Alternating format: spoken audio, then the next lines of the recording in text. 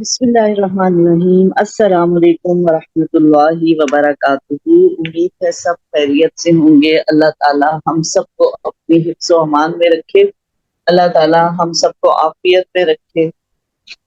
ہمارے ملک کی، ہمارے گھروں کی، ہمارے بڑوں کی، ہمارے بچوں کی اللہ تعالیٰ سب کی حفاظت کرے اور ہمیں ہر شر سے بچائے، آمین یا رب العالمین۔ اچھا، فقہ العبادہ میں ہم نے لاسٹ ٹائم پہ کتاب الطہارہ کو شروع کیا تھا، اور جس میں ہم نے طہارت کا اسلام میں کیا مقام اور کیا اہمیت ہے اس کے متعلق ہم نے تھوڑا سا پڑھا تھا۔ تو اس میں ایک تو ہمیں یہ بات پڑھی تھی ہم نے، عموماً ہمیں یہ تو بات پتہ ہے کہ جب بھی کوئی کافر مسلمان ہوتا ہے تو اس کو کلمہ پڑھنا ہوتا ہے، لیکن کلمے سے پہلے اس کو غسل کرنا ضروری ہے۔ سب سے پہلے وہ غسل کرے گا اور اس کے بعد پھر وہ کلمہ پڑھ کر پھر وہ مسلمان ہوتا ہے۔ تو اس سے پتہ چلتا ہے کہ طہارت اور پاکیزگی کا اسلام میں کتنی زیادہ اہمیت ہے کہ پاکیزگی کے بغیر، حاصل کیے بغیر کوئی بھی انسان مسلمان نہیں ہو سکتا۔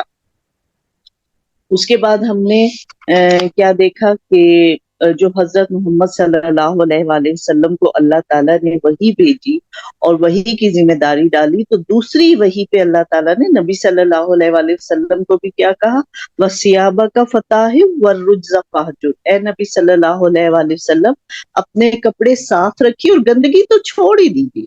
تو اس سے بھی پتہ چلتا ہے کہ جب نبی صلی اللہ علیہ وآلہ وسلم کو کپڑوں کو پاک صاف رکھنے کا اور گندگی سے دور ہٹنے کا حکم دیا، تو اس سے پتہ چلتا ہے کہ نیکی کا کام، دین کا کام ہم اس وقت تک کر ہی نہیں سکتے جب تک کہ ہم پاکیزہ نہ ہوں، اور جیسے ہم اپنے جسم کو پاکیزہ رکھتے ہیں پھر وہی پاکیزگی ہمارے خیالات اور ہمارے عمل میں بھی ظاہر ہوتی ہے۔ تو کپڑوں کی پاکیزگی پہ پھر اس میں تمام کپڑے، چاہے جو ہم نے اوپر پہننے ہیں، نیچے پہننے ہیں، باہر لے کر نکلنا ہے، اس سب کپڑے کا پھر ہم اپنے خیال رکھیں۔ اور اسی طرح بالوں کی صفائی کا بہت زیادہ ہم نے ایک جگہ پڑھا کہ اپنے بالوں کو ہمیشہ کنگھی رکھ کے کر کے صاف ستھرا رکھنے کی ضرورت ہے۔ اور نبی صلی اللہ علیہ وآلہ وسلم نے جب ایک بندے کو دیکھا کہ اس کے بال گندے سے نظر آ رہے تو آپ نے کہا کہ دیکھو اپنا جو ہے وہ بالوں کو صاف ستھرا رکھو، کیونکہ یہ شیطانی عمل میں سے ہے گندے بال۔ اور پھر ایک صحابی کو آپ نے کہا کہ اپنے حالات کے مطابق جو اللہ تعالیٰ نے آپ کو نعمتیں دی ہیں اس کے مطابق آپ اپنے رہن سہن کو رکھیں، اس کے مطابق اپنے کپڑے پہنیں اور اپنے آپ کو صاف ستھرا رکھیں۔ تو جو کچھ ہم نے پڑھا اس میں اصل بات جو تھی وہ یہ ہم نے سیکھی تھی کہ جو بھی حالات ہیں ہمارے اس وقت، چاہے ہمارے پاس اس وقت ایک کپڑا ہے یا 10 کپڑے ہیں، یا ہم ایک کمرے کے گھر میں رہ رہے ہیں یا ہم 10 کمروں کے گھر میں رہ رہے ہیں، اصل بات پاکیزگی کی ہے۔ اہمیت اس چیز کی نہیں ہے کہ ہمارے پاس کتنے کپڑے ہیں۔ اللہ تعالیٰ نے اور دین اسلام نے جو ہمیں ایک زندگی گزارنے کا جو نظریہ دیا وہ یہ کہ آپ کو صاف رہنا ہے۔ وہ یہ نہیں ہے کہ اچھا اب وہ دیکھا جائے گا اچھا اس کے پاس اتنے کپڑے ہیں نا بس یہ بہت امیر ہے، اس کی بہت عزت کرنی ہے۔ نہیں، عزت کس کی ہوگی؟ جو اپنے آپ کو پاک صاف رکھ رہا ہے، جو اپنے گھر کو پاک صاف رکھ رہا ہے، اہمیت اس چیز کو دی جائے گی۔ تو اس سے پتہ چلتا ہے کہ اصل کوانٹٹی کی اہمیت نہیں ہے بلکہ آپ کس طرح کی زندگی گزار رہے، اپنے آپ کو بھی پاک رکھیں، اپنے گھر کو بھی پاک رکھیں، پھر اسی طرح اپنے جسم کو پاک رکھنا ہے اور اپنے خیالات کی بھی پاکیزگی کا خیال رکھنا ہے۔ اور پھر اس کے معاملے میں جو بھی ہمیں مسائل جیسے ہوں، کچھ ہمیں کچھ چیزوں کا بعض اوقات سمجھ نہیں آ رہی ہوتی تو اس کو پوچھنا کے لیے انکریجمنٹ دی گئی کہ مدینے کی عورتوں کی تعریف کی گئی کہ وہ اس قسم کے مسائل کو پوچھنے میں شرماتی نہیں تھی، بلکہ حضرت عائشہ کے پاس جا کر پوچھتی تھی۔ حضرت عائشہ کو پتا ہوتا تھا تو وہ بتاتی تھی، نہیں تو پھر وہ نبی صلی اللہ علیہ وآلہ وسلم سے پوچھ کر بتاتی تھی۔ اصل جو اس کا مقصد یہ ہے کہ ہم علم کے ساتھ، شعور کے ساتھ زندگی گزارے، اپنی اندازوں پر نہ زندگیاں گزارے کہ اچھا اس طرح کر لوں گی یہ صحیح ہو جائے گا، شاید نہیں، بلکہ جہاں ہم کہیں شک میں آ گئے ہیں، کہیں ہمیں نہیں سمجھ آ رہی کہ اس معاملے میں ہمیں کیا رویہ اختیار کرنا چاہیے، کس طرح مجھے پاک رہنا چاہیے، اس مسئلے میں پاک ہوئی ہوں یا نہیں ہوئی، جو بھی خیال آ رہے ذہن میں. بعض اوقات روزے کا کوئی مسئلہ ہوتا ہے، شادی کے بعد کچھ ایسے مسائل ہو جاتے ہیں جن کے ہمیں، تو اس کو پوچھنا چاہیے. اس کو انکریج کیا گیا، بجائے اس کے کہ اپنے اندازے لگا کر کوئی غلط ایک طریقہ استعمال کرنا شروع کر دیں اور پھر وہی آگے بچوں کو سکھا دیں. بہتر یہ ہے کہ ان مسائل کو ہم پوچھ لیں. اس کے بعد کیا کہا کہ نیت کے مسائل کا بتایا گیا. حالانکہ کتاب الطہارہ شروع ہو رہی ہے لیکن سب سے پہلے نیت کی بات کی گئی کہ اصل میں جو مسلمان کی نیت کیا ہوتی ہے کہ وہ ہر کام اللہ کی رضا کے لیے کرتا ہے. تو اگر ہم اپنے آپ کو پاک بھی رکھ رہے ہیں، اپنے گھر کو بھی پاک رکھ رہے ہیں، اپنے کپڑوں کا خیال رکھ رہے ہیں، کس لیے؟ اللہ کے حکم سے، کہ ہمیں اللہ کے حکم سے پاکیزگی اختیار کرنی ہے. کیونکہ اللہ تعالیٰ کیا فرماتے ہیں؟ واللہ یحب المطہرین، اللہ تعالیٰ پاک صاف رہنے والوں سے محبت کرتے ہیں. تو یہ ہمیں اس نیت کو مد نظر رکھ کر کہ ہم پاک ہوں گے تو اللہ ہم سے محبت کریں گے. تو اسی کانٹیکس میں پھر ہم دیکھیں کہ کیا ہمارے ناخن گندے تو نہیں ہیں، اور کیا ہمارے بال تو گندے نہیں ہیں، مجھے کپڑے بدلے ہوئے زیادہ دن تو نہیں ہو گئے. اس طرح سے ہم نے اپنی پاکیزگی کا بہت خیال رکھنا ہے کہ ہم ہر وقت پاک صاف رہے، ہم سے کچھ اس قسم کی اسمیل نہ آئے. اسی طرح پھر ہم نے منہ کی صفائی کا پڑھا کہ آپ صلی اللہ علیہ وسلم کی زندگی کا، حیات طیبہ کا آخری عمل بھی کیا تھا کہ آپ مسواک کر رہے تھے اور ہر نماز کے ساتھ مسواک کیا کرتے تھے. تو اس سے بھی پتہ چلتا ہے کہ منہ سے کبھی بھی کوئی ایسی اسمیل نہ آئے جو ہم بات کریں اور دوسرے کو وہ بری لگے، اس کو محسوس ہو جائے. اور اسی طرح پھر جیسے ہی ہم صفائی کا خیال رکھیں گے، منہ کی صفائی کا خیال رکھیں گے، تو ہم بیماریوں سے بھی انشاءاللہ بچیں گے. تو آج کا سبق شروع کرتے ہیں. نحمدہ و نصلی علی رسولہ الکریم، اما بعد فاعوذ باللہ من الشیطان الرجیم، بسم اللہ الرحمن الرحیم.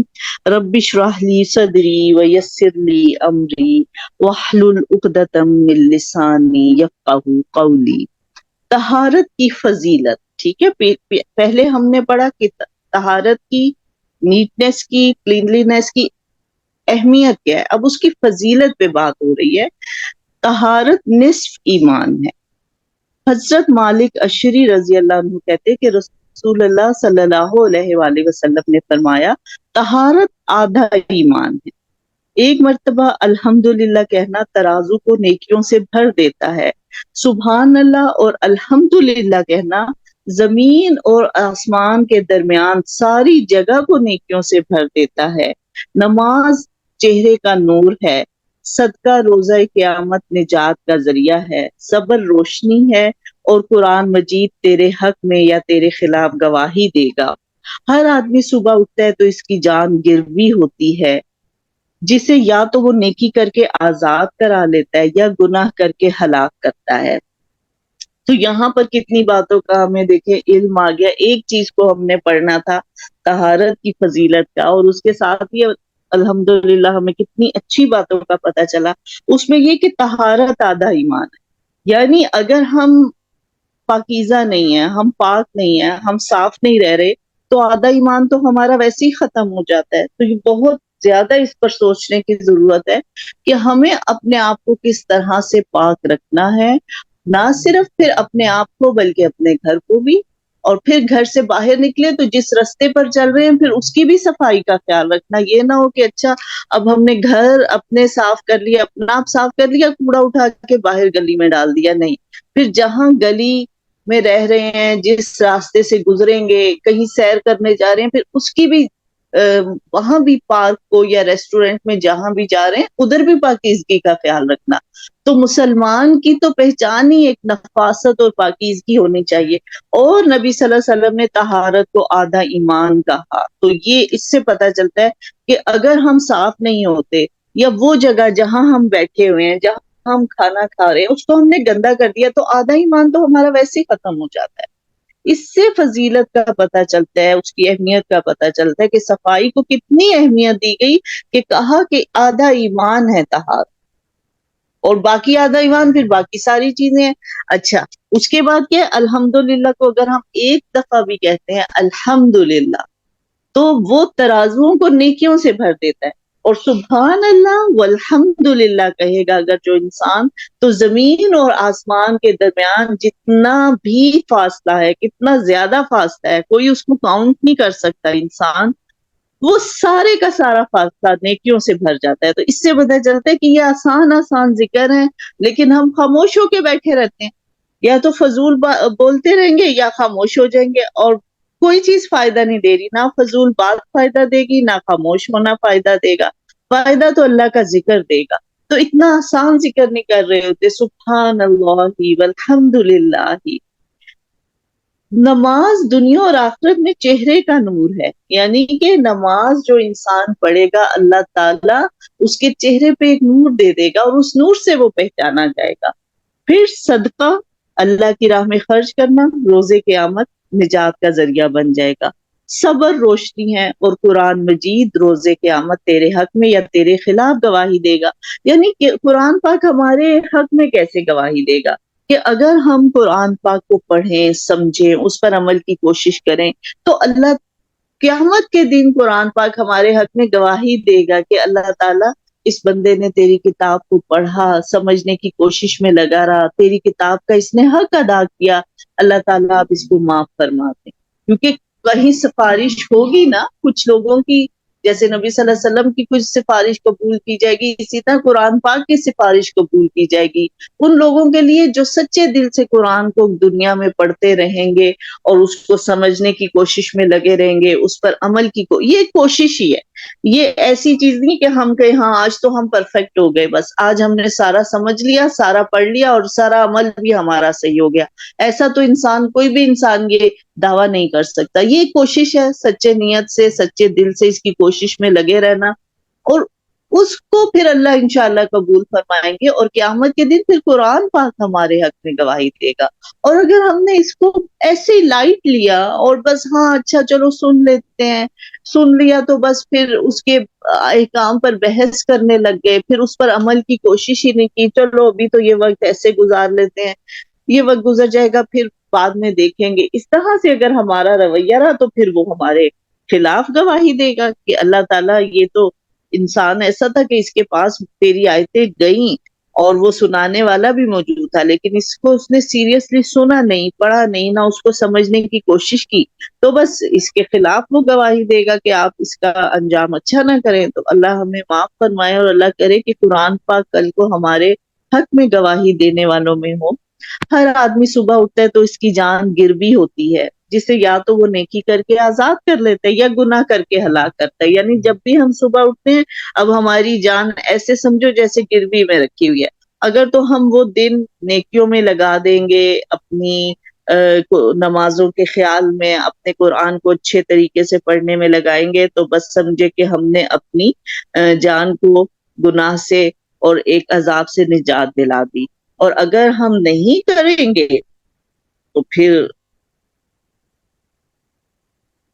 ہلاک ہو جائے گا وہ انسان۔ تو اللہ تعالیٰ کرے کہ ہم اس راستے میں مستقل مزاجی کے ساتھ چلیں اور اچھے طریقے سے اللہ تعالیٰ کی راہ میں کوشش میں لگے رہیں۔ اس کے بعد ہے وضو، طہارت کرنے سے ہاتھ، منہ اور پاؤں کے تمام صغیرہ گناہ معاف ہو جاتے ہیں۔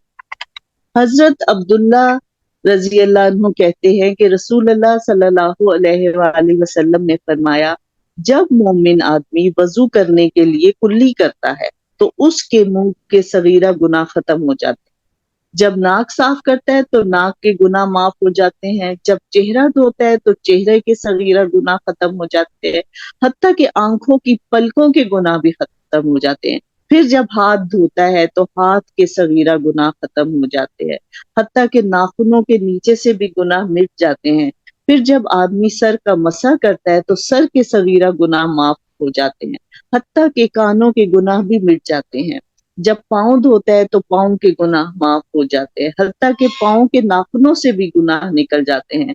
وضو کرنے کے بعد آدمی مسجد کی طرف آتا ہے اور نماز پڑھتا ہے تو یہ سارے اعمال اس کی نیکی میں اضافے کا یعنی بلندی درجات کا باعث بنتے ہیں۔ تو کیا اس سے پتہ چلا کہ ایک تو جب ہم وضو کریں گے اور جو جو آزاد ہوئیں گے تو ہر اعضاء کا کے گناہ معاف ہو جائیں گے، اور اس کے بعد پھر جب نماز پڑھتے ہیں تو ایک انسان جو ہے اس وقت تک بالکل گناہوں سے پاک ہو چکا ہوتا ہے، اور پھر جب وہ نماز پڑھتا ہے تو نماز اس کی نیکیوں میں اضافے کا اور درجات میں بلندی کا باعث بنتی ہے۔ تو اس سے پھر وضو کی اہمیت کا پتہ چلا کہ ایسے ہی نہیں ایک حکم دے دیا کہ ہاں بس ٹھیک ہے وضو کر کے نماز پڑھ لو، نہیں، بلکہ پھر اس کے بدلے میں اللہ تعالیٰ نے کتنے انعام دیے کہ جو بھی مسلمان جو ہے وہ میرے لیے وضو کرے گا اور نماز پڑھے گا تو پھر میں اس کو یہ انعام دوں گا۔ تو یہ ایک وہ انعام ہمیں بتائے جا رہے ہیں کہ ایسے مت سمجھنا کہ ہاں بس وضو ہی کرنا ہے کر لیں گے، نہیں، شوق کے ساتھ کرو کہ اچھا مجھے بڑی اچھے طریقے سے وضو کرنا ہے، ایک ایک اپنے اعضاء کو گیلا کرنا ہے اچھے طریقے سے، کوئی جگہ خشک نہ رہ جائے۔ میرے تو بالوں کے بھی گناہ دھل رہے ہیں، میرے ناخنوں سے گناہ جا رہے ہیں، تو میری کوئی جگہ خشک نہ رہ جائے۔ تو اس چیز کا ایک ترغیب دلائی گئی ہے کہ اس میں آپ کو فائدہ ملے گا، آپ کو انعام ملیں گے، ایسے ہی نہیں کہہ دیا، ایک حکم دے دیا۔ اللہ تعالیٰ کی راہ میں ہم جو بھی کوشش کریں گے اللہ تعالیٰ اس کے بدلے ہمیں کوئی نہ کوئی ریوارڈ ضرور دیں گے انشاءاللہ۔ اس کے بعد طہارت کی اہمیت، طہارت کے بغیر نماز نہیں۔ حضرت عبداللہ بن عمر رضی اللہ عنہما کہتے ہیں کہ میں نے رسول اللہ صلی اللہ علیہ وآلہ وسلم کو فرماتے ہوئے سنا، اللہ طہارت کے بغیر نماز قبول نہیں فرماتا اور مال غنیمت سے چوری کیے ہوئے مال کا صدقہ قبول نہیں فرماتا۔ اسی طرح آپ صلی اللہ علیہ وسلم نے فرمایا طہارت نماز کی کنجی ہے، نماز کی ابتدا تکبیر اور اختتام سلام پھیرنا ہے، یعنی کہ نماز کی طہارت کو، وضو کو نماز کی کنجی کہا کہ اس سے آپ وہ دروازہ کھلتا ہے، اس کے بعد پھر ابتدا نماز کی ہوگی تکبیر اور اختتام سلام سے ہو جائے گا۔ اسی طرح طہارت کے بغیر یعنی وضو کے بغیر نماز قبول نہیں ہے۔ تو یہ بات یاد رکھنی ضروری ہے کہ وضو فرض ہے، نماز وضو کے بغیر قبول نہیں کی جائے گی، اور مال غنیمت سے چوری کیے ہوئے مال کا صدقہ قبول نہیں کیا جاتا۔ یعنی کہ اگر ہم کہیں کہ اچھا ہم چوری کے مال چوری کر رہے ہیں کہیں سے، اور اچھا کوئی بات نہیں اس مال سے میں اللہ کی راہ میں صدقہ کر دوں گا، تو اللہ تعالیٰ فرماتا ہے اللہ کو ایسے صدقے کی ضرورت ہی نہیں، تو اس لیے ناجائز طریقے سے پیسہ کمانے کو منع کیا گیا ہے، چاہے وہ اس نیت سے ہی کیوں نہ کمائیں کہ چلو اللہ کی راہ میں صدقہ کریں گے، نہیں، اللہ تعالیٰ نے ایسے مال کو کمانے سے ہی منع کیا۔ پیشاب کرنے کے بعد طہارت سے غفلت برتنے پر عذاب قبر ہوتا ہے۔ حضرت عبداللہ بن عباس کہتے ہیں کہ رسول اللہ صلی اللہ علیہ وآلہ وسلم نے فرمایا قبر میں زیادہ تر عذاب پیشاب کے معاملے میں ہوتا ہے، لہٰذا اس سے احتیاط کرو۔ تو پیشاب کی چھینٹوں سے بچنا بہت ضروری ہے، اور قبر کے عذاب سے اگر ہم نجات چاہتے ہیں تو اپنی، پھر وہی بات ہے کہ اپنی پاکیزگی کا بہت خیال رکھنا ضروری ہے۔ اس کے بعد ہے پانی کے مسائل، پانی پاک ہے اور پاک کرنے والا ہے۔ حضرت ابو ہریرہ رضی اللہ عنہ کہتے ہیں کہ ایک آدمی نے رسول اللہ صلی اللہ علیہ وآلہ وسلم سے پوچھا، اے اللہ کے رسول، ہم سمندر کا سفر کرتے ہیں تو تھوڑا سا پانی ساتھ لے جاتے ہیں، اگر اس سے وضو کر لیں تو پیاسے رہ جائیں، کیا ہم سمندر کے پانی سے وضو کر لیں؟ آپ نے فرمایا سمندر کا پانی پاک ہے اور اس میں مرا ہوا جانور مچھلی حلال ہے۔ تو یہ ایک سمندر کے پانی کی اللہ نبی صلی اللہ علیہ وآلہ وسلم نے ہمیں خصوصیت بتا دی کہ سمندر کا پانی پاک ہے، اس سے وضو کیا جا سکتا ہے۔ اب ظاہر ہے سمندر میں جو سفر ہوتا ہے وہ بہت لمبا ہوتا ہے، بہت دنوں کا ہوتا ہے، اور اس زمانے میں تو اتنے بڑے جہاز نہیں تھے، چھوٹی چھوٹی کشتیوں پہ لوگ سفر کرتے تھے، تھوڑا سامان ان پہ آ سکتا تھا، تو تھوڑا سا پانی وہ ساتھ لے جاتے تھے جو ان کے پینے کے لیے استعمال ہوتا تھا۔ اب اگر وہی پانی وہ وضو اور غسل کے لیے بھی استعمال کرتے تو ظاہر ہے کہ پھر وہ تو اتنا پانی تو نہیں نا ساتھ لے جا سکتے تھے۔ تو اس کا دیکھیں یہ بات ہے، یہ جو چیز ہے نا کہ جو بات کی سمجھ نہیں آ رہی اس مسئلے کو پوچھنا، اور یہی ہم نے لاسٹ ٹائم پہ پڑھا تھا کہ یہ جو احکام ہے اور یہ جو طہارت کے متعلق علم دیا گیا، ایسے نہیں کہ ہاں ایک درس کیا گیا کہ جی اس طرح تم نے پاک رہنا ہے، بلکہ یہ چیزیں اور احکام کب بتائے گئے؟ جب کسی کو کوئی مسئلہ درپیش آیا، اس نے پوچھا اور پھر اس کو کلیئر کر دیا گیا۔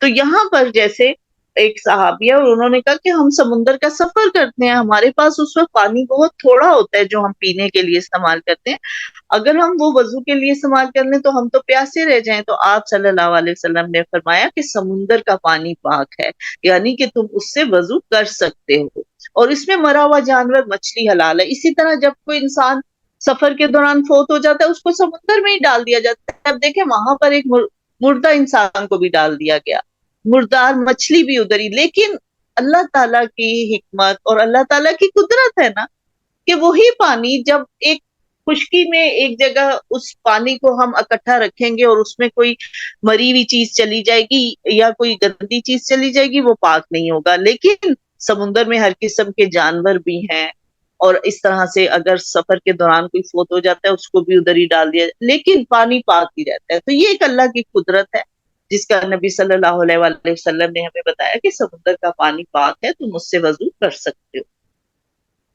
پاک چیز کا رنگ یا ذائقہ، پانی کا رنگ یا ذائقہ بدل دے تب بھی پانی پاک ہی رہتا ہے۔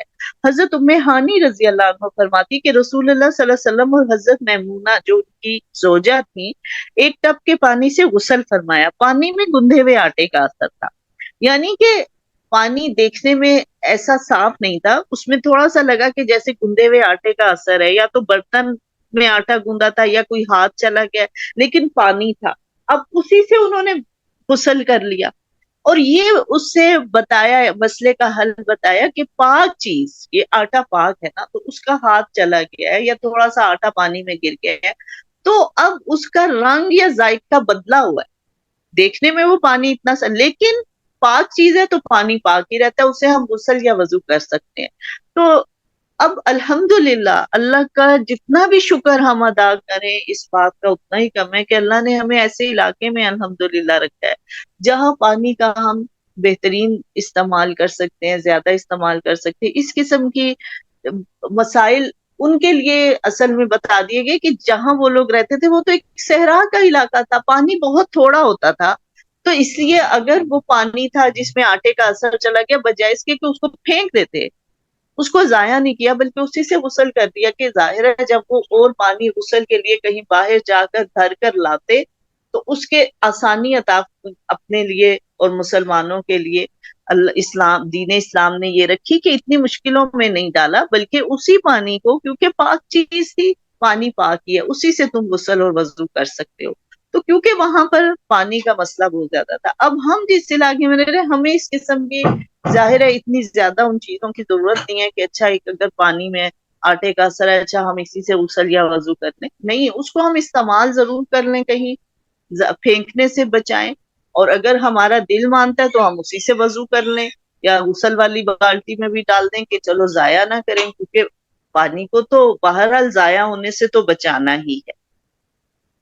تو یہ جو ہمیں جب بھی یہ حالات ہم پڑھیں، بہت تھوڑے پانی کا استعمال بتایا، اور بہت احتیاط کے ساتھ اس لیے بتایا کہ وہاں پر جو حالات تھے نا ان کو ہم نے یاد رکھنا ہے کہ اصل میں وہ صحرا کا علاقہ تھا اور بہت تھوڑا پانی ہوتا تھا، تو پھر اس لیے ان مسائل کو واضح کر دیا۔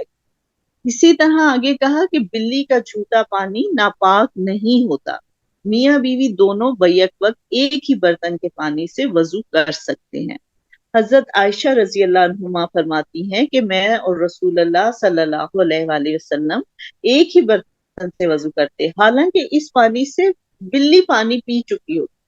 تو اس سے انہوں نے کیا مسئلہ بتایا کہ بلی تو اس برتن سے پانی پی لیتی تھی، لیکن پھر ہم اسی پانی سے وضو کر لیتے تھے، جس سے پتہ چلتا کہ اگر بلی کسی برتن سے پانی پی لیتی تو وہ پانی پاک ہی رہتا ہے اور ناپاک نہیں ہوتا۔ حضرت ابو قتادہ رضی اللہ عنہ سے روایت ہے کہ رسول اللہ صلی اللہ علیہ وآلہ وسلم نے بلی کے بارے میں فرمایا کہ یہ ناپاک نہیں بلکہ تمہارے پاس گھروں میں آتی جاتی رہتی ہے۔ تو اب جو ہے ظاہر ہے ہمارے گھر بھی اور طرح کے بند گھر ہیں، پہلے تو کھلے گھر ہوتے تھے، دروازے ہر وقت کھلے، چھوٹی دیواریں تھی، بلیاں ہر وقت اندروں میں آتی جاتی تھی، اور اس لیے کہا کہ وہ پاک ہی ہے اور تمہارے گھر میں آتی جاتی ہے۔ بہرحال بلی کے چھوٹے کو بھی پاک، کہ اگر وہ پانی کہیں سے پی گئی ہے تو پھر یہ نہیں کہا کہ وہ پانی ناپاک ہو گیا بلکہ وہ پاک ہی ہے۔ استعمال شدہ پانی میں نجاست نہ پڑی ہو تو پاک ہی رہتا ہے۔ حضرت جابر بن عبداللہ رضی اللہ عنہ کہتے ہیں کہ میں بیماری کی وجہ سے بے ہوش تھا، رسول اللہ صلی اللہ علیہ وسلم میری بیمار کرسی کے لیے تشریف لائے، آپ نے وضو کیا اور وضو سے بچا ہوا پانی مجھ پر ڈال دیا تو مجھے ہوش آ گیا، یعنی کہ پانی سے وضو کیا تھا اور وہ باقی بچا ہوا تھا پانی، وہ پانی آپ نے صحابی پہ ڈال دیا، تو اس سے انہوں نے کیا بتایا کہ استعمال شدہ پانی میں نجاست نہ پڑی ہو، اگر کسی نے وضو کیا ہے اور پانی اس برتن میں بچ گیا تو پھر بھی وہ پاک ہی ہے، اس کو دوبارہ استعمال کر سکتے ہیں۔ پانی میں نجاست شامل ہو جائے تو پانی ناپاک ہو جاتا ہے۔ تو کوئی بھی نجاست، کوئی ناپاک چیز، چاہے وہ ایک چھینٹ ہی کیوں نہ ہو، اگر گر گئی ہے بھری ہوئی بالٹی، اس میں کوئی پیشاب کی چھینٹ گر گئی یا پانی ناپاک ہو جائے گا، تو اس لیے ان چیزوں کا پھر خیال رکھنے کا بتایا ہے کہ پانی کو احتیاط کے ساتھ سائڈ پہ بھر کے رکھیں، اس میں کوئی ناپاک چیز کی چھینٹ نہ جائے ورنہ وہ ناپاک ہو جائے گا، پھر اس کو سارا ضائع کرنا پڑے گا۔ رفع حاجت کے مسائل، بیت الخلاء میں داخل ہونے اور نکلنے کی مسنون دعا، تو یہ جو آداب الخلاء ہمیں بتائے گئے کہ کچھ آداب جب ہم رفع حاجت جا رہے، واش روم جا رہے، وہاں بھی نہ بھولو کہ آپ مسلمان ہو نا، تو یہ ایک دین کا طریقہ، ایک زندگی کا طریقہ بتا دیا گیا اصل میں، کہ جب واش روم جا رہے ہیں تو بھی مسلمانوں کا ایک اپنا ہی طریقہ ہے۔ وہ کیا طریقہ ہے؟ جیسے دین طریقہ زندگی ہے، یہ آپ کو زندگی گزارنے کے طریقے بتا رہا ہے، یہ نہیں صرف کہتا کہ ہاں بس نماز پڑھ لو آپ کی عبادت مکمل ہو جائے گی۔ عبادت ہماری کب مکمل ہوتی ہے؟ جب ہم اپنی زندگی کا ہر طریقہ دین کے مطابق کر لیں، جیسے نبی صلی اللہ علیہ وسلم نے بتایا، جیسے قرآن پاک نے بتایا، اس طرح سے ہمارا کھانا پینا بھی ہو جائے، ہمارا وضو بھی ویسے ہو، پھر ہماری طہارت، پھر ہم واش روم جا رہے ہیں تو بھی وہ طریقہ استعمال کریں، تو پھر ہماری عبادت قبول ہوتی۔ اور یہی ہم سورۃ الفاتحہ میں دعویٰ کر رہے ہیں کہ ایاک نعبد و ایاک نستعین، کہ اللہ تعالیٰ ہم صرف اور صرف آپ کی عبادت کرتے، صرف آپ ہی کی عبادت کرتے، آپ ہی کی بات مانتے ہیں۔ تو یہ ہے اصل میں عبادت، کہ ہر طریقہ اب اس دین کے مطابق کر لو، اللہ تعالیٰ کے بتائے ہوئے طریقوں کے مطابق کر لو۔ اس میں ایک یہ طریقہ ہے کہ اب جب آپ واش روم جانے لگے تو واش روم کے اندر نہیں بلکہ جاتے جاتے ہی باہر دروازے تک آپ اس دعا کو پڑھ لیں، اللہم انی اعوذ بک من الخبث والخبائث، جس کا مطلب ہے یا اللہ میں ناپاک جنوں اور جننیوں سے تیری پناہ مانگتا ہوں۔ تو کہتے ناپاک جگہ پر یہ چیزیں ہوتی ہیں۔ اور اسی طرح نبی اکرم صلی اللہ علیہ وسلم جب بیت الخلاء سے باہر آتے تو کیا فرماتے؟ غفرانہ کا، یعنی باہر نکل کے پھر فرماتے غفرانہ کا، یا اللہ میں تیری بخشش چاہتا ہوں۔ تو جب بھی ہم واش روم جائیں اس دعا کا اہتمام ضرور کریں، اور واش روم سے باہر نکلتے ہوئے بھی دعا کو ضرور پڑھیں۔ بیت الخلاء میں اللہ تعالیٰ کے نام والی کوئی چیز ساتھ نہیں لے جانی چاہیے۔ حضرت انس بن مالک رضی اللہ عنہ فرماتے ہیں کہ رسول اللہ صلی اللہ علیہ وآلہ وسلم جب بیت الخلاء میں جانے کا ارادہ فرماتے تو اپنی انگوٹھی جس پر محمد رسول اللہ تحریر تھا اتار دیا کرتے تھے۔ تو اس سے ہمیں بھی یہ ایک اخلاق سیکھنا ہے کہ اگر ہماری انگوٹھی پہ یا بعضوں کا لیڈیز نے ایسا لاکٹ پہنا ہوتا ہے جس پہ اللہ لکھا ہوتا ہے، تو ایسی کوئی چیز اگر ہمارے جسم پہ ہے تو ہم اس کو اتار کے پھر اندر واش روم میں جائیں۔ تو نبی صلی اللہ علیہ وسلم کے پاس بھی ایک انگوٹھی تھی جس پہ محمد الرسول اللہ لکھا ہوا تھا، اور وہ انگوٹھی اصل میں اپنی سٹیمپ کے طور پر یوز کرتے تھے، لیکن جب بیت الخلاء جاتے تھے تو اس انگوٹھی کو باہر اتار جاتے تھے اور پھر واش روم سے آ کے دوبارہ اس کو پہن لیتے تھے۔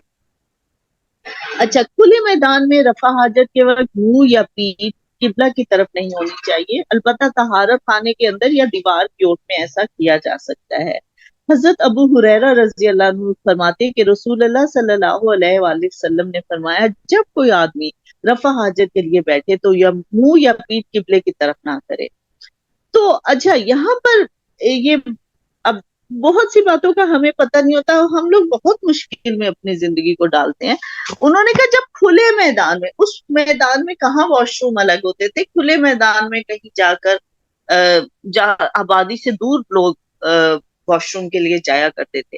تو انہوں نے کہا کہ کھلے میدان میں اگر ہو تو خیال رکھو کہ قبلہ کی طرف منہ یا آپ کی بیک نہ ہو جائے، لیکن طہارت خانے کے اندر یا دیوار کی اوٹ میں پھر وہاں نہیں دیکھا جائے گا کہ اب خانہ کعبہ کدھر ہے کیسے. ہاں اگر وہ کنسٹرکشن کے وقت اس چیز کا خیال رکھ لیں خود ہی سے تو وہ بہت بہتر ہے.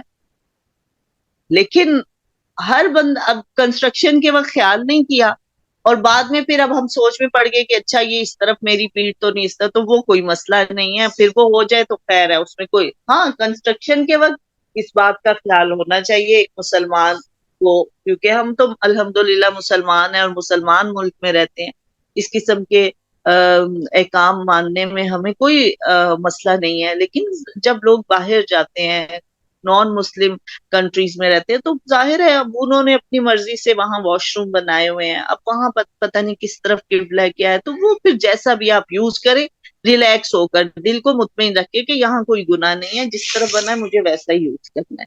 لیکن اسلامی کنٹری میں ہم کنسٹرکشن کے ٹائم پر ہی ایک اس بات کا خود ہی سے خیال رکھیں تاکہ پھر کوئی بھی بندہ, ظاہر ہے اس کے بعد تو پھر وہ مہمان بھی آتے ہیں وہ بھی واش روم یوز کرتے ہیں, گھر والے بھی کرتے ہیں, تو وہ پھر ایک مسئلہ کسی کے لیے بھی نہ رہے.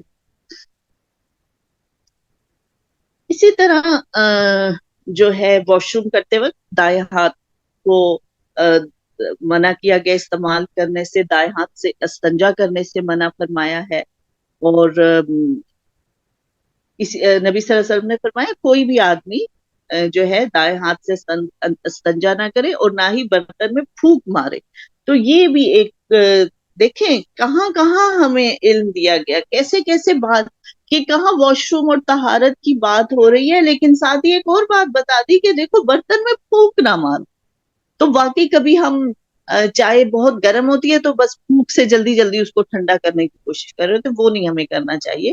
کہا کہ برتن میں پھونک مت مارو, تو کوئی گرم چیز ہو اس کو پھر ہم آرام سے, یا کبھی ملائی پیچھے کرنے کے لیے پھونک مار رہے ہوتے ہیں تو وہ غلط چیز ہے, اس سے ہمیں بچنا چاہیے. طہارت دائیں طرف سے شروع ہونی چاہیے. حضرت عائشہ رضی اللہ عنہ فرماتی کہ رسول اللہ صلی اللہ علیہ وآلہ وسلم طہارت کرنے, کنگھا کرنے اور جوتا پہننے میں دائیں طرف سے آغاز پسند فرمایا کرتے تھے. راستے اور سائے کی جگہ میں رفع حاجت کرنا منع ہے. حضرت ابو ہریرہ رضی اللہ عنہ کہتے کہ رسول اللہ صلی اللہ علیہ وآلہ وسلم نے فرمایا لوگوں لعنت کے دو کاموں سے بچو. صحابہ کرام نے عرض کیا یا رسول اللہ صلی اللہ علیہ وآلہ وسلم لعنت کے وہ دو کام کون سے ہیں؟ آپ صلی اللہ علیہ وسلم نے فرمایا لوگوں کی گزرگاہ اور سایہ دار جگہ پر رفع حاجت کرنا. کتنی یعنی کہ دیکھیں لا علمی ہمارے معاشرے میں کتنی زیادہ ہے کہ ہم تو بہت لوگوں کو دیکھ رہے ہوتے ہیں, اور کتنی عجیب بات ہے یہ, اتنی اب اچھا اڈوں پہ جائیں اور ویسے سٹاپ پر جائیں, یہ اس طرح کے تو مناظر ہمیں بہت دیکھنے کو مل رہے ہوتے ہیں. اور اللہ معاف کرے کہ اس کا مطلب ہے نا لا علمی ہے, پتہ ہی نہیں ہے کہ یہ وہ کام ہے جو لعنت کے کام. لعنت کا کیا مطلب ہے کہ جو انسان یہ کام کرے گا اللہ کی رحمت سے دور ہو جائے. اور اس سے ہمیں پتہ چلتا ہے کہ ہم لوگ اپنے بیٹوں کی تعلیم و تربیت بالکل نہیں کر رہے ہوتے تھے, مردوں کی تعلیم و تربیت بھی, تو مرد بالکل ہی ہر چیز سے آزاد ہو کر زندگی کو, عورتوں کو ایسے میں نے نہیں دیکھا لیکن مردوں کو پہ نظر پڑتی ہے تو بھائی وہ کوئی ادھر بیٹھا پتہ چل جاتا ہے, اتنی گھن آتی ہے دیکھ کر ہی, ایسے نظر پڑ جائے تو گھن. کہا کہ یہ لعنت کے دو کام ہیں, یعنی کہ اللہ ایسے کام پہ رحمت سے دور کر دیتا. تو یہ بہت غلط بات ہے کہ, اور پھر لمحہ فکریہ ہے. دیکھو مرد بھی گھر سے ہی باہر نکلتے ہیں نا, جو بھی مرد ہے وہ گھر سے, تو ہم کیوں اپنے مردوں کی ویسے ان کو کیوں ہر مسئلے کو نہیں بتایا جاتا, ان کی تربیت ویسے کیوں نہیں کی جاتی جیسے ہم بچیوں کی کر لیتے ہیں, ہم ان کو بتا رہے ہوتے ہیں ہر بات کو. اور عورتیں زیادہ سمجھدار ہو جاتی ہیں, زیادہ ہوشیار ہو کے ٹائم گزارتی ہیں, مقابلے میں اگر ہم مردوں کو دیکھیں تو انہیں کچھ باتوں کا پتہ نہیں ہوتا اور وہ غلط طریقے سے زندگی گزار رہے ہوتے. تو یہ جو چیز ہے اب اس پر بھی سوچنا بہت ضروری ہے کہ یہ چیزیں عام ہونی چاہیے. یہ علم ظاہر ہے کسی بھی مسلمان کو چاہے وہ مرد ہو یا عورت, اگر اسے پتہ چلے کہ اس کام سے اللہ کی رحمت سے انسان دور ہو جاتا ہے, اللہ کی لعنت, تو وہ کوئی بھی کرنے کی ہمت نہیں کرے گا. لیکن کیونکہ پتہ ہی نہیں ہے یہ باتیں ہم نے کبھی کی ہی نہیں ہیں. ہم سمجھتے ہیں ہاں یہ بہت ہم شرم و حیا والے، ہم یہ باتیں نہیں کریں گے. اللہ معاف کرے، جن لوگوں نے ہم تک یہ مسائل بتائے وہ ہم سے بھی بہت زیادہ نیک تھے، بہت زیادہ شرم و حیا والے تھے، لیکن انہوں نے یہ باتیں کیوں کی کہ امت پر اتنا بڑا احسان کیا کہ یہ چیزیں سب کو پتہ چل جائیں، اور پھر ہم گندگی سے بچنے کی کوشش کریں، اپنی گزرگاہوں کو صاف رکھیں، اپنے راستوں کو صاف رکھیں. لیکن کیونکہ وہ علم ہم آگے نہیں دے رہے، عام نہیں کیا گیا، یہی بات ہے کہ اب وہ گندے کام کر رہے ہیں ہم ہی میں سے کچھ لوگ، اور اسی وجہ سے ہمارے ہی ملک میں یہ ہوتا ہے کہ رستے اور گزرگاہیں وہاں سے اسمیل آ رہی ہوتی، وہاں صفائی نہیں ہوتی. تو اس سے پتہ چلتا ہے کہ کتنی ضروری ہے اس قسم کی کلاسز کا ہونا، ان کو اٹینڈ کرنا، پھر آگے یہ باتیں بتانا. یعنی کہ یہ علم صرف یہاں نہ رہ جائے بلکہ اس کو آگے بھی بتایا جائے، اور اپنے بچوں کو ضرور بتائیں، کیونکہ اسی بچے نے کل بڑے ہو کر باہر نکلنا ہے، تو اس کو پتا ہو کہ یہ میری لمٹس ہیں. اور جب ایک دفعہ انسان کو اپنی لمٹس کا پتہ چل جاتا ہے پھر اس کو کنٹرول کرنا بھی آسان ہوتا ہے. انہی کو کنٹرول کرنا مشکل ہوتا ہے جن کو لمٹس کا ہی نہیں پتا. تو اللہ تعالیٰ ان کو بھی ہدایت دے، اللہ تعالیٰ ہم سب کو ہدایت دے، اور ہمیں بہترین عمل کرنے والا بنائے کہ جب یہ پڑھتے ہیں تو بس پھر وہ بہت ہی دکھ ہوتا ہے، بہت افسوس ہوتا ہے کہ ہم کہاں زندگیاں گزار رہے ہیں. آگے بڑھتے ہیں. استنجا کرنے کے لیے مٹی کے کم از کم 3 ڈھیلے یا پانی استعمال کرنا چاہیے. گوبر اور ہڈی سے استنجا کرنے سے منع ہے فرمایا. حضرت انس رضی اللہ تعالیٰ عنہ فرماتے کہ رسول اللہ صلی اللہ علیہ وآلہ وسلم جب قضائے حاجت کے لیے تشریف لے جاتے تو میں اور میری عمر کا ایک دوسرا لڑکا پانی کا لوٹا اور برچھی اٹھا کر آپ کے ساتھ جاتے. رسول اللہ صلی اللہ علیہ وآلہ وسلم رفع حاجت کے بعد پانی سے طہارت حاصل کرتے تھے.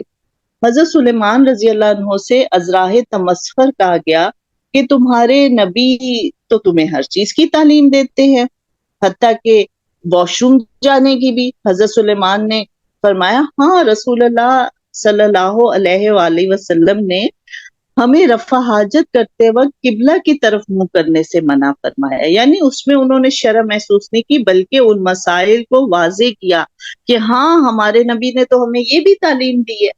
کیا کہ ایک تو رفع حاجت کے وقت قبلہ کی طرف منہ نہ کرو، پھر استنجا کرتے وقت دائیں ہاتھ کو استعمال کرنے سے منع فرمایا، اور 3 پتھروں سے کم میں استنجا کرنے سے منع فرمایا. نیز گوبر اور ہڈی کے ساتھ استنجا کرنے سے بھی منع فرمایا گیا.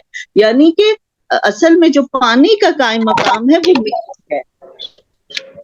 اگر پانی نہیں ہے تو پھر مٹی کے ڈھیلے سے استنجا کیا جائے گا، طہارت حاصل کی جائے گی. اس کی جگہ گوبر اور ہڈی کو نہ استعمال کیا جائے. اور ایک دفعہ کہتے ہیں کہ ایک حدیث میں میں نے پڑھا تھا کہ جنہوں نے شکایت کی تھی کہ ہڈی جو ہے وہ ہماری خوراک ہے اور ہم لوگ کھاتے لیکن کچھ انسان اس کو طہارت کے لیے استعمال کرتے ہیں، تو پھر آپ صلی اللہ علیہ وآلہ وسلم نے منع فرمایا تھا کہ گوبر اور ہڈی سے طہارت مت کرو. تو پانی کا جو قائم مقام ہے وہ مٹی ہے. جس طرح کہا گیا نا کہ پانی پاک کرنے والا ہے، اسی طرح بتایا کہ مٹی اگر پانی نہیں ہے پھر وہی پاکیزگی جو ہے وہ آپ مٹی کے استعمال سے حاصل کرتے ہیں. مٹی پاک کرنے والی ہے. نماز سے قبل بیت الخلاء سے فارغ ہونا ضروری ہے. رفع حاجت کے وقت نماز کھڑی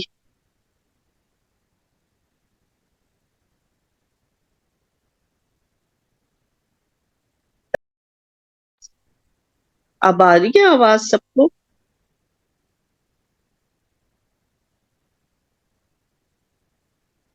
جی کوئی مجھے واٹس ایپ پہ میسج کر کے بتایا آواز آ رہی ہے؟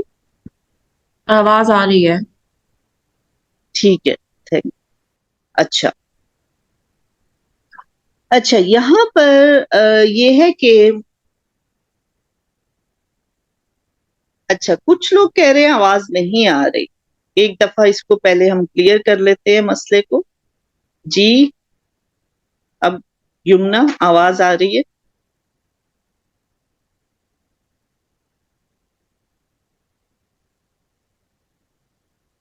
اب سب کو آ رہی ہے آواز؟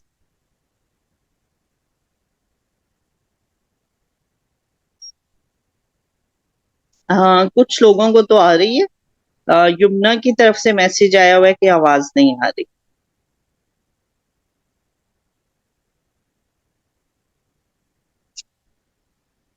انوشا آپ کو آواز آ رہی ہے؟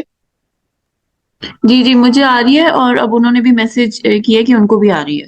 آئی تھنک اب کوئی مسئلہ آ نہیں ہے. رہی ہے، ٹھیک ہے، بہت شکریہ.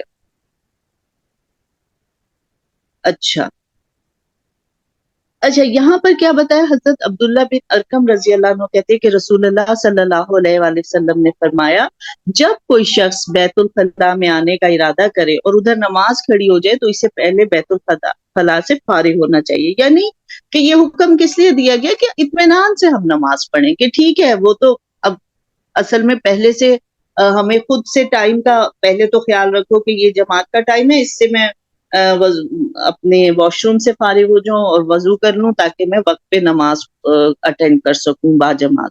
لیکن یہ کہ اب اگر سم ٹائمز ایسا ہوتا ہے ہر انسان کے ساتھ ہی، کبھی ایسا مسئلہ ہو جاتا ہے کہ وہ لیٹ ہو جاتا ہے مسجد جانے میں یا نماز، تو پھر یہ ہے کہ یہ نہ ہو کہ اچھا ابھی صحیح طرح واش روم بھی نہیں گئے اور پھر وہاں پر جو ہے اریٹیٹ بندہ رہتا ہے. اس لیے کہا کہ پہلے یہ بتایا گیا ہے، ایک ترغیب دی گئی ہے کہ اگر وضو کرنا ہے اس سے پہلے بیت الخلاء چلے. تو یا اور واقعی ہم کرتے بھی اس طرح ہے کہ تاکہ ہم اطمینان کے ساتھ جو ہے پھر وضو کریں اور ہماری جو ساری نماز ہے وہ اطمینان سے پوری ہو، کسی ہم تکلیف میں اور کسی پھر اس خیال سے ہماری نماز ڈسٹرب نہ ہو.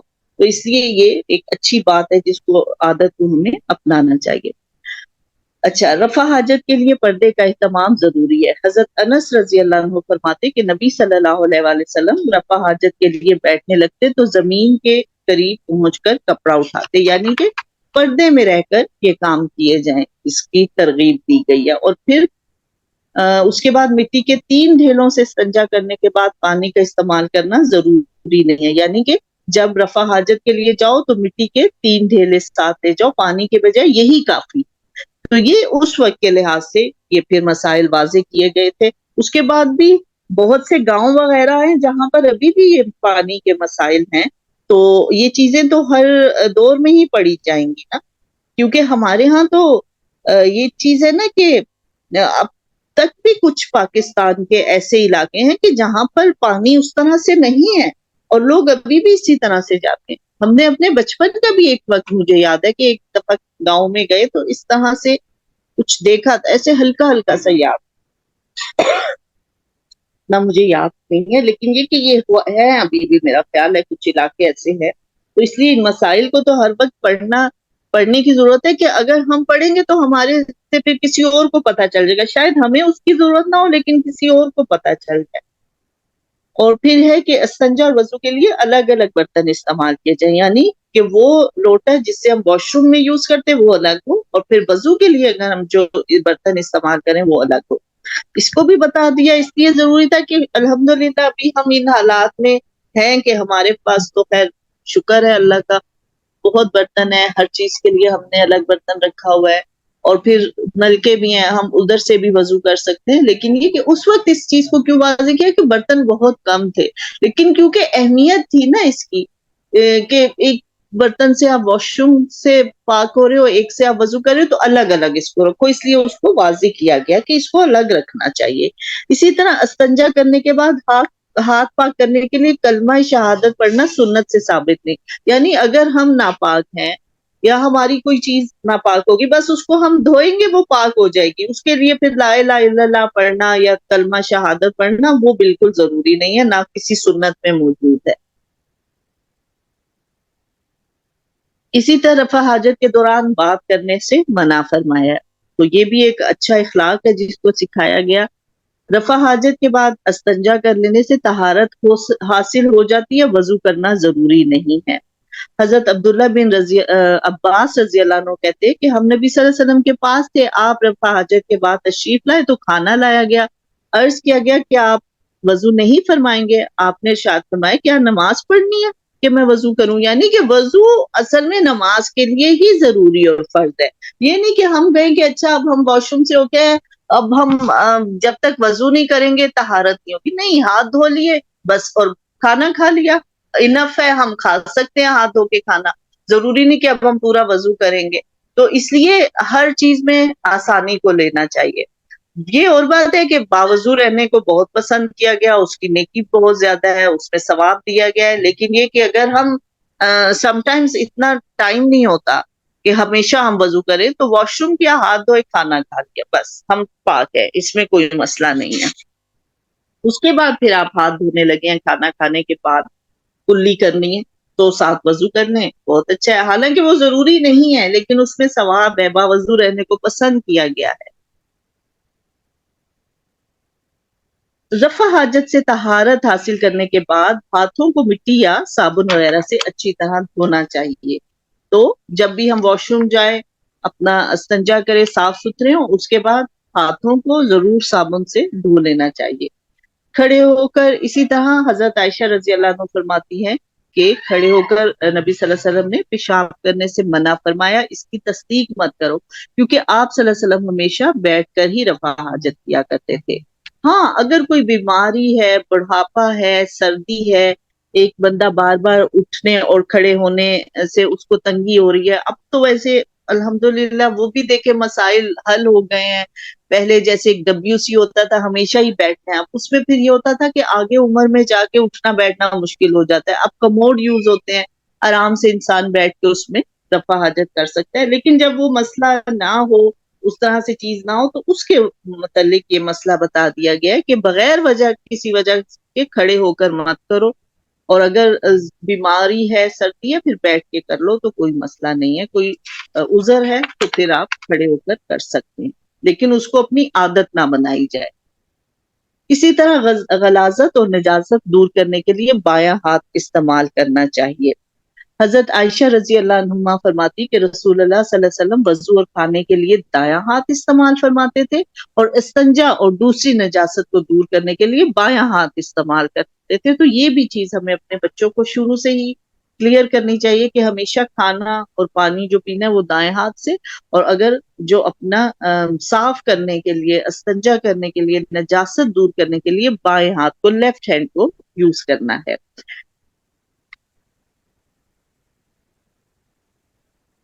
حضرت ام قیس بنت محسن رضی اللہ عنہما سے روایت ہے کہ وہ اپنا بیٹا رسول اللہ صلی اللہ علیہ وسلم کے پاس لے کر حاضر ہوئی جو بھی اناج نہیں کھاتا تھا. اسے حضور صلی اللہ علیہ وسلم نے گود میں بٹھایا تو اس نے پیشاب کر دیا. حضور اکرم صلی اللہ علیہ وسلم نے اس کے اوپر پانی چھڑکنے کے علاوہ کچھ نہیں کیا. یعنی کہ یہ بتایا گیا ایک دوسری حدیث میں کہ جب تک غلہ نہ کھائیں بچے تو، اور اوپر پیشاب کر دیا کسی بچے نے، بس اس پر پانی ڈال دو تو وہ صاف ہو جائے گا. بہت زیادہ دھونے کی اس کو ضرورت نہیں ہے، لیکن جب غلہ شروع کر دیا تو پھر اس کو پراپر دھونا ضروری ہے. اسی طرح شیرخوار بچے کے پیشاب پر پانی چھڑک دیا جائے اور شیرخوار بچی کے پیشاب کو دھویا جائے. تو سائنس کی ٹیکنیک ہے، اس میں وہ بتایا گیا ہے کہ بچی کے اس میں تھوڑے سے کچھ سٹیکی وہ ہوتے ہیں آرٹیکلز، کچھ ایسے ذرے سے ہوتے ہیں، اور اس میں بچے کے وہ اس میں نہیں ہوتے. بہرحال یہ سائنس کی چیزیں ہیں، مجھے بھی اتنی سمجھ نہیں، لیکن یہی ہمیں بتایا گیا تھا. اور اس میں یہ ہے کہ ہمیں تو حدیث پر عمل کرنا ہے. ہم حدیث پر عمل کرنے والے بن جائیں تو پھر ہم اس چیز کو، مسئلے کو بس ایک تو سمجھ لیں، اس کے بعد سائنسی وجوہات بھی ہیں اس کی، وہ بھی ہم جان لیں تو اس میں بھی کوئی حرج نہیں ہے. اسی طرح یہ بتایا گیا کہ جس کپڑے پر کوئی نجاست لگی ہے تو صرف اسی کپڑے کو دھو دیا جائے تو باقی کپڑا بھی پاک ہو جاتا ہے. یعنی یہ ضروری نہیں ہے کہ اب سارا ہی کپڑا دھویا جائے. تو پھر یہ وہی بات ہے کہ اس لیے یہ بات بتائی گئی کہ اس زمانے میں ایک تو کپڑے بھی کم ہوتے تھے، اور دوسرا یہ تھا کہ پانی بہت کم تھا، صحرا کا علاقہ تھا. اس لیے ان مسائل کو واضح کیا گیا کہ اگر کوئی کپڑا ایسا ہے جس میں کوئی نجاست لگ گئی ہے تو اب اسی حصے کو دھو لیا جائے گا تو سارا کپڑا پاک ہو جائے گا، سارے کپڑے کو دھونے کی ضرورت نہیں ہے. اہل کتاب کے برتن دھوتے وقت یا دھونے کے بعد کلمہ شہادت پڑھنا سنت سے ثابت نہیں. مجبوری کی حالت میں اہل کتاب کے برتن پانی سے دھو کر استعمال کرنے جائز ہیں. حضرت ابو مجلہ خنسی رضی اللہ عنہ نے رسول اللہ صلی اللہ علیہ وآلہ وسلم سے دریافت کیا، اے اللہ کے رسول، ہم سفر کرنے والے لوگ ہیں، ہمارا گزر یہود و نصارہ اور مجوسیوں پر ہوتا ہے، ان کے برتنوں کے علاوہ ہمیں کوئی برتن میسر نہیں آتا، اس بارے میں کیا حکم ہے؟ رسول اللہ صلی اللہ علیہ وآلہ وسلم نے فرمایا، اگر اہل کتاب کے برتنوں کے علاوہ کوئی برتن نہ ملے تو ان کو پانی سے دھو لو اور ان میں کھاؤ پیو. یعنی کہ یہ اب دیکھیں انہوں نے اپنا مسئلہ بتا دیا. اب ظاہر ہے ہمارا تو کوئی اس طرح سے کبھی مسئلہ ہوا نہیں ہے، لیکن جو غیر ملک میں رہتے ہیں، اب بعض اوقات ملنا جلنا ہوتا ہے، نان مسلم سے بھی ملنا جلنا ہوتا ہے، تو پھر کیا اس کا حل ہو کہ کیا ہم ان کے برتنوں میں کھانا کھا لیں اور وہ ہمارے گھر آئیں تو وہ ہمارے برتن میں کھانا کھائیں؟ تو آپ نے فرمایا کوئی بات نہیں، جب اس طرح سے میل جول ہے، اب کوئی مسئلہ ہے ہی نہیں، تو پھر کہا کہ بس دھو کے ان کے برتن استعمال کر لو، کوئی اس میں کلمہ شہادت پڑھنے کی ضرورت نہیں، کچھ نہیں، بس دھوئیں گے اور وہ ہم استعمال کر سکتے ہیں۔ تو ان کو دھو اور ان میں کھاؤ پیو، تو ان میں کھانے پینے میں صاف اگر برتن ہے تو اس کے کھانے پینے میں کوئی حرج نہیں ہے۔ جوتوں سے لگی نجاست جوتوں کی مٹی پر رگڑنے سے دور ہو جاتی ہے، پانی کے علاوہ پاک مٹی بھی گندگی اور نجاست کو دور کر دیتی ہے۔ جب کوئی آدمی مسجد میں آئے تو اپنے جوتے پلٹ کر دیکھ لے، اگر جوتوں میں غلاظت لگی ہو تو انہیں زمین پر رگڑ کر صاف کرے، پھر انہی جوتوں میں نماز پڑھ لے۔ یعنی پھر وہی بات ہے، اس زمانے کا ذکر ہو رہا ہے کہ اس وقت جو ہے اتنی ایسی مسجدیں نہیں تھی کہ آپ باہر جوتا اتار لیں اور اندر پکے فرش ہوں صاف ستھرے، بلکہ وہ کچا سا فرش تھا، بارش ہو جاتی تھی تو وہاں پر مٹی ہو جاتی تھی، تو کہا کہ اگر کوئی غلاظت لگی ہے باہر ہی اس کو صاف کر لو مٹی سے، پھر ان جوتوں پہ نماز پڑھ لو تو تمہاری نماز ہو جائے گی۔ اسی طرح ایک عورت نے نبی صلی اللہ علیہ وسلم سے عرض کیا کہ ہمارے گھر اور مسجد کے درمیان کچھ گندا راستہ ہے، یعنی اگر جوتوں پر غلاظت لگ جائے تو کیا کرنا چاہیے؟ آپ صلی اللہ علیہ وآلہ وسلم نے فرمایا کیا اس کے بعد صاف راستہ بھی ہے؟ عورت نے عرض کیا ہاں۔ آپ صلی اللہ علیہ وآلہ وسلم نے فرمایا صاف راستہ گندے راستے کے اثرات کو ختم کر دیتا ہے، یعنی اگر ہم کہیں باہر نکلے ہیں اور ہمارے جوتے پر کوئی نجاست لگی ہے اس کے بعد پھر ہم چلے ہیں تو آگے جو صاف راستہ آئے گا، جو صاف مٹی آئے گی اور وہ مٹی اس نجاست کے اثرات کو ختم کر دے گی، کیونکہ یہی ہمیں بتایا جا رہا ہے کہ اگر پانی تو پاک کرنے والا ہے، پانی نہیں ہے تو پھر اس کا قائم مقام کیا ہوگا؟ مٹی، وہ پاک مٹی صاف مٹی بھی اس نجاست کے اثر کو ختم کر دیتی ہے۔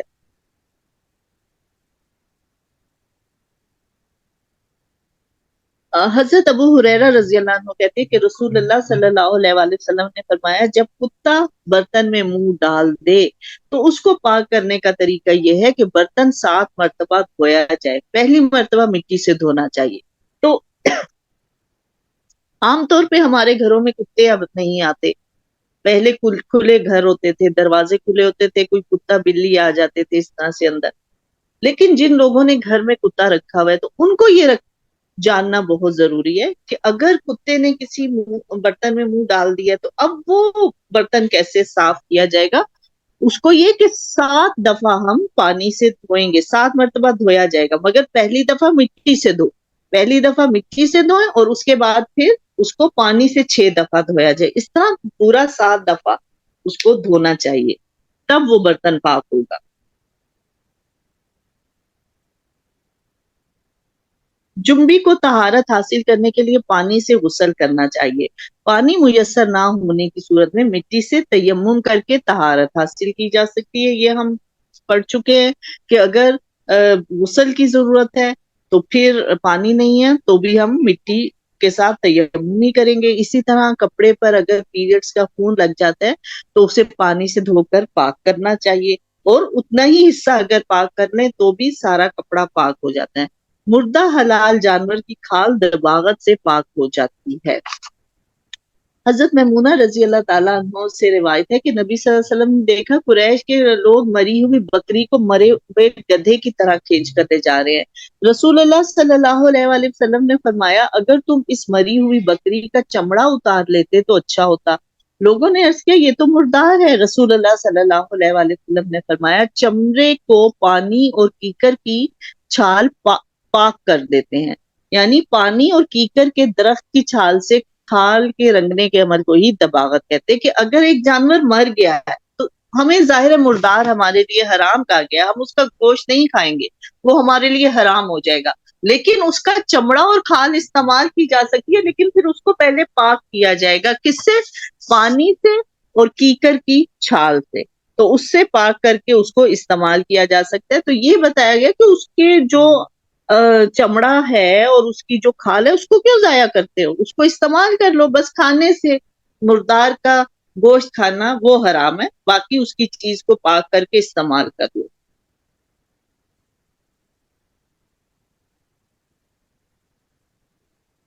پینے والی چیز میں مکھی گر جائے تو اسے ڈبو کر نکال دینے سے مکھی کی نجاست دور ہو جاتی ہے۔ حضرت ابو ہریرہ رضی اللہ عنہ فرماتے کہ رسول اللہ صلی اللہ علیہ وآلہ وسلم نے فرمایا جب کسی کے مشروب میں مکھی گر جائے تو اسے پوری طرح ڈبو کر پھینک دینا چاہیے اور مشروب پی لینا چاہیے۔ مکھی کے ایک پر میں شفا اور دوسری میں بیماری ہے۔ تو یہ بھی ایک حدیث ہے، اور نبی صلی اللہ علیہ وسلم نے کیونکہ فرمایا تو ہمارا ایمان بھی اس پہ ہونا چاہیے کہ مکھی کے ایک پر میں شفا اور ایک میں بیماری ہے۔ تو اگر آدھی مکھی کسی گھی میں چلی گئی ہے یا مشروب میں چلی گئی تو کہا اس کو پورا ڈبو کے باہر نکال دو تو وہ جو ہے وہ مشروب آپ کے لیے بالکل صحیح ہوگا۔ پھر وہی بات ہے کہ یہ اس وقت کی باتیں ہیں جب کھانا پینا بہت کم تھا، بہت، تو اس وقت پھر یہ مسائل بیان کر دیے گئے، فرما دیے گئے۔ آج بھی ہم ان کو اس طرح سے لے سکتے ہیں، لیکن ہاں دل میں اگر کراہت سی ہے ہم یہ بھی کر سکتے ہیں کہ اس چیز کو نہ استعمال کریں، لیکن پھر اگر کوئی استعمال کرنا چاہتا ہے تو وہ دل کو مطمئن رکھ کر بھی استعمال کر سکتا ہے کہ آپ صلی اللہ علیہ وسلم نے اس چیز کو واضح کیا کہ اگر تم یہ استعمال کر لو گے اس میں تمہارے لیے کوئی بیماری نہیں ہے۔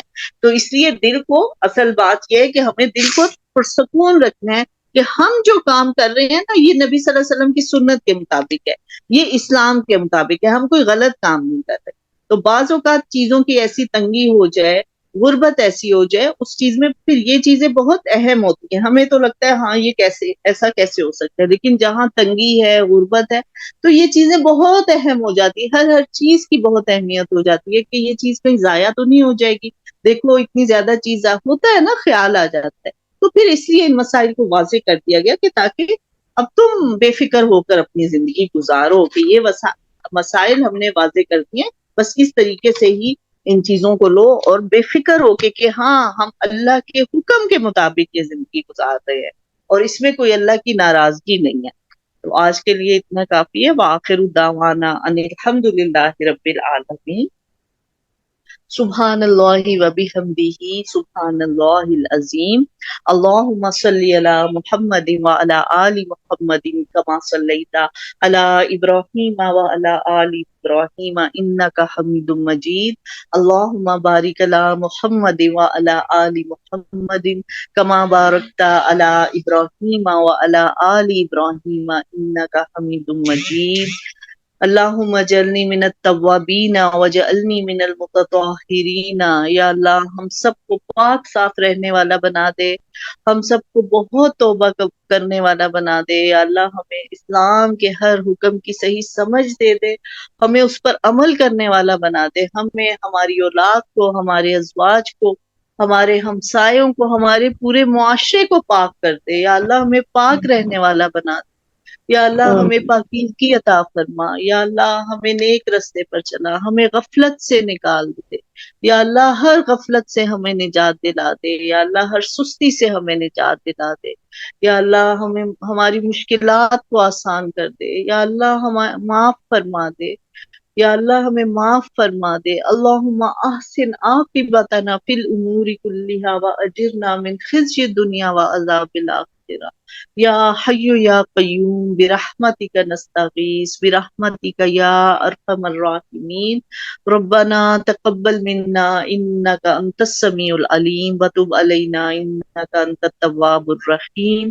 اللہم صلی علی محمد وعلی آل محمد کما صلیت علی ابراہیم وعلی آل ابراہیم انک حمید مجید۔ اللہم بارک علی محمد وعلی آل محمد کما بارکت علی ابراہیم وعلی آل ابراہیم انک حمید مجید۔ آمین یا رب العالمین۔ سبحانک اللہم وبحمدک نشہد ان لا الہ الا انت نستغفرک ونتوب الیک۔ السلام علیکم ورحمۃ اللہ وبرکاتہ۔